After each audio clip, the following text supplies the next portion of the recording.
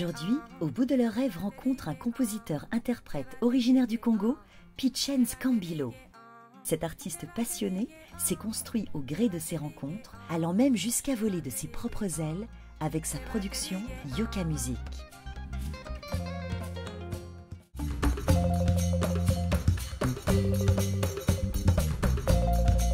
Pitchens Kambilo, je suis ravie de te recevoir.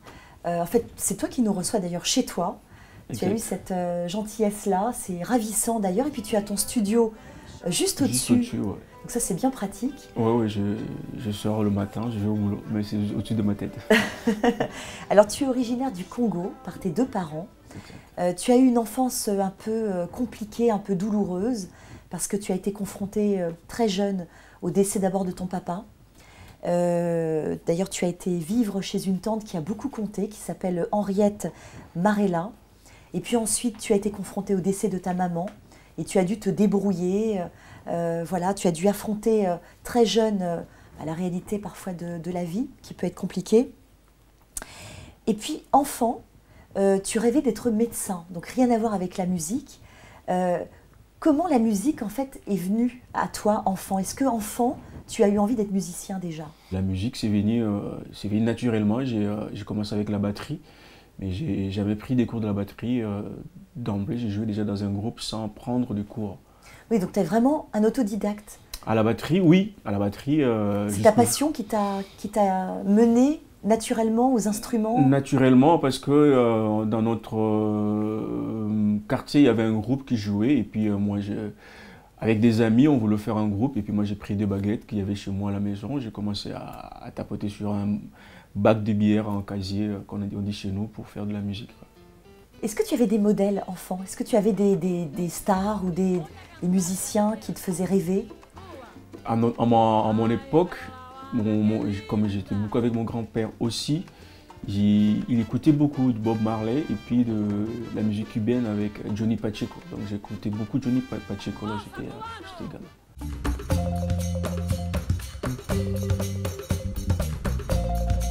Au Congo, tu t'es d'abord lancé dans l'architecture et puis très vite tu vas laisser tomber. Tu vas sentir que c'est pas ta voix et tu vas jouer dans divers groupes. Donc enfant, tu avais déjà commencé à jouer, puis tu vas continuer. Et tu vas jouer notamment comme guitariste dans Eden Musica. Oui. J'ai perdu mes parents pour payer les études. J'ai fait un choix de s'occuper de ma famille, de mes frères et sœurs, que de payer le frais des cales qui coûtaient cher à l'époque. Et entre chantier et puis j'ai joué à Eden Musica. Alors là, vous jouez partout, même dans les églises. Et puis tu deviens musicien d'accompagnement, notamment pour Bebson de la Rue, pour Jean Ginombo, et puis pour Jean Goublard, pour Jean Goubald, pardon. Alors cette personne d'ailleurs en particulier va marquer ton ascension, elle va être très importante dans ton parcours. Oui, parce que entre les églises et puis la rumba congolaise, j'avais déjà un nom dans le quartier, à Lingwala, et puis je sentais c'était pas ça que je voulais faire, quoi. Et puis un jour, je suis allé au studio Bobongo, j'ai croisé ce grand artiste Jean Goubal, et puis je vis tout ce qu'il faisait à la guitare, c'est que j'ai rêvé et c'est que j'ai écouté dans la musique cubaine, quoi. Et lui, il faisait ça au Congo. Et du coup, je l'ai côtoyé, il m'a ouvert la porte de chez lui, pareil, pour apprendre la guitare. J'ai commencé d'abord pour apprendre, à l'époque, la Bible. Il m'a dit d'abord, la musique, il faut connaître la philosophie, et puis c'était génial, quoi. Oui, il a été source d'un riche enseignement en classique, en jazz, et puis il avait beaucoup d'amis musiciens. Donc tu as pu rencontrer et brasser un tas de monde. Et puis avec Bebson, l'apprentissage est, tu dis, un peu plus foufou. Oui, Bebson, c'était le côté génie de la rue. Il fabrique jusqu'aujourd'hui. Il est d'ailleurs au Congo, 1419, c'est notre ambassade qu'on n'oublie jamais. Et il fabriquait des instruments et il faisait tout à l'oreille. Et moi, j'étais dans l'école classique jazz et je croise quelqu'un qui donnait des phrases, il sifflait des phrases. Des fois, il travaillait ses compos avec une corde et puis toi, tu as 6 cordes, arriver à faire les accords. J'ai vu des guitaristes passer chez lui et les jours où j'ai compris sa manière de travailler, c'était top parce que c'était compliqué, mais c'était bien.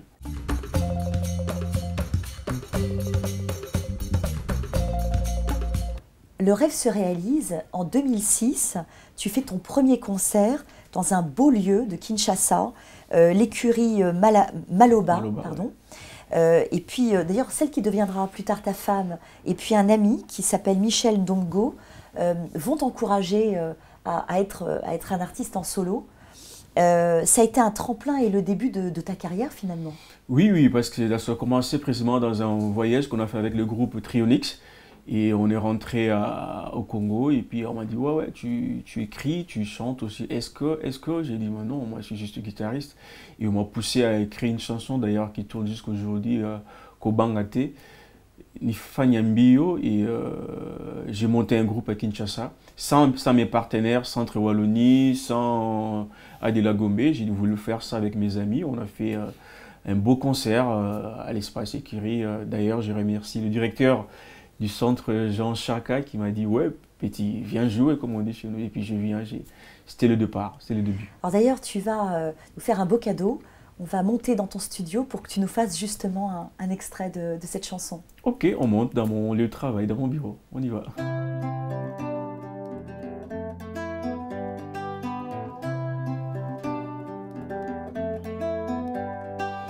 Nifanye mbio njia murefu, nijikaze mwiso sijue, njia njo maisha twende tumbele, mutukari na tubemba, kushuka wapya tuyuwe, ikala muzuri na watu ndugu.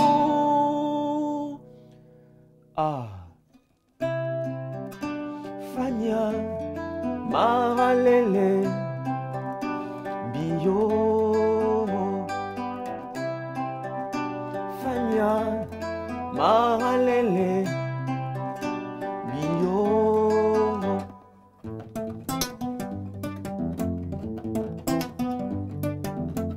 Pasiandolo nga moto na kobe, pasiandolo.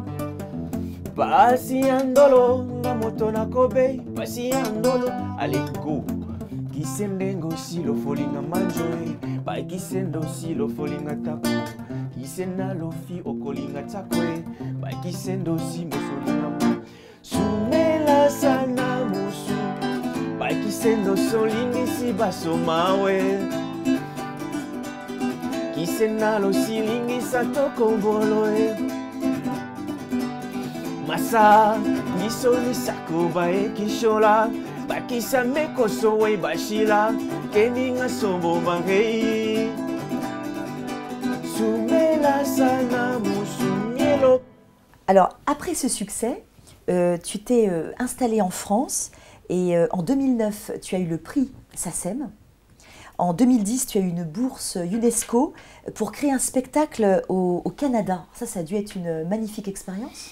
Oui, parce que ça fait partie de rêves, de projets des artistes, d'avoir des reconnaissances, parce que des fois on dit ouais c'est toujours du copinage, c'était toujours, mais là c'était que j'envoie mon dossier. Et ça marche. Ça marche, il y avait des gens qui ont écouté, il y avait des commissions qui ont dit tiens, parmi tous ces projets, on garde les projets des Pitchens, voilà l'argent, voilà les musiciens, voilà le billet, tu vas à Montréal pour monter un artiste. Et je suis arrivé, j'ai rien fait, j'ai juste fait des auditions et j'ai commencé à répéter. Et puis on a passé dans des télés, des chaînes nationaux, des choses comme ça, juste pour défendre la musique et la culture congolaise.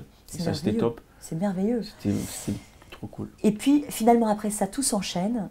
Tu as aujourd'hui à ton actif 4 albums, dont un en 2014 qui s'appelle Silicoti.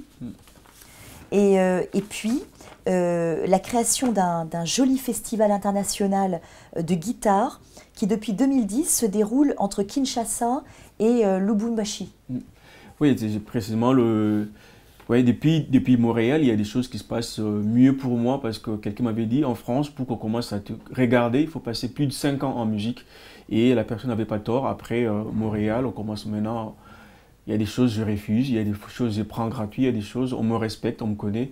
Et je tenais beaucoup à faire ce festival parce que moi j'aime bien laisser des traces sur terre, tu vois. Même j'ai Je ne vends pas de disque d'or, je ne fais pas de Bercy. Pour moi, des générations après 200 ans, dire qu'il y avait Pitchens Camilo sur Terre, il a fait ceci. Et le festival, c'était les projets qu'on avait depuis très longtemps. Et en France, avec mon ami Di Coco, on a monté dans le même lignée le label Yoka Music pour effectivement produire de la musique, produire aussi des artistes qui viennent du Congo aussi. Tout à fait, tu as ta boîte de production qui s'appelle Yoka Music, qui veut dire être à l'écoute de la musique et de l'art. C'est très important pour toi et tu as raison, finalement, ce qui compte aussi, c'est de laisser des traces par des faits concrets. Oui, et d'ailleurs, on a réussi le coup, on a sorti l'album Silicoti dans notre propre label. Des fois, on a besoin que tu expliques à un jeune, même si tu ne dois pas de l'argent, d'expliquer comment ça fonctionne. Mais par le canal du festival, par le canal de label, on peut être en contact avec des artistes s'ils nous envoient leurs projets. Pas forcément leur produire un gros concert, mais leur expliquer, voilà ta musique. Avoir un autre regard, c'est tout ce qu'on rêvait et puis on est en train de faire ça pour eux aussi.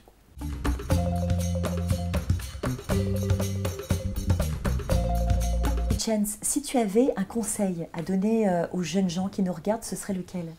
Il faut pas penser que l'autre va t'aider plus que toi. Non, non. Il faut croire à ce que tu fais et compter sur soi. Compter sur soi et faire en sorte que le rêve se réalise, quoi. Et il n'y a que le travail qui paye.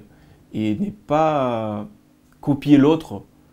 Tu peux, si tu es musicien, tu peux écouter toutes sortes de musiques pour effectivement faire autre chose, mais il faut jamais, jamais copier l'autre comme on voit maintenant.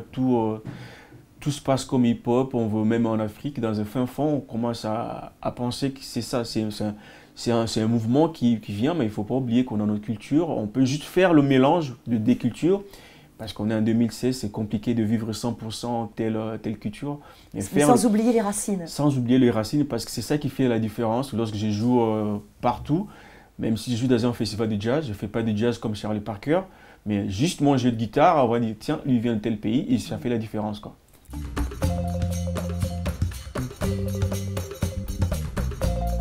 Ton prochain rêve, Pitchens? J'espère qu'on aura plus de liberté, on va être en paix, il y aura plus d'amour, plus de joie pour arriver à réaliser nos rêves qui sont dans nos têtes. Et pour le réaliser, mais il faut avoir l'espace où tout le monde se comprend, tout le monde sourit, tout le monde fait des choses, tout le monde se regarde, tout le monde se parle. Je pense qu'on va mieux vivre sur Terre, quoi. Merci beaucoup, Pitchens. Merci à vous. J'ai été vraiment ravie de te rencontrer et merci pour ton accueil très chaleureux. Merci, c'est l'artiste qui est comme ça. C'est l'art. Merci. Merci.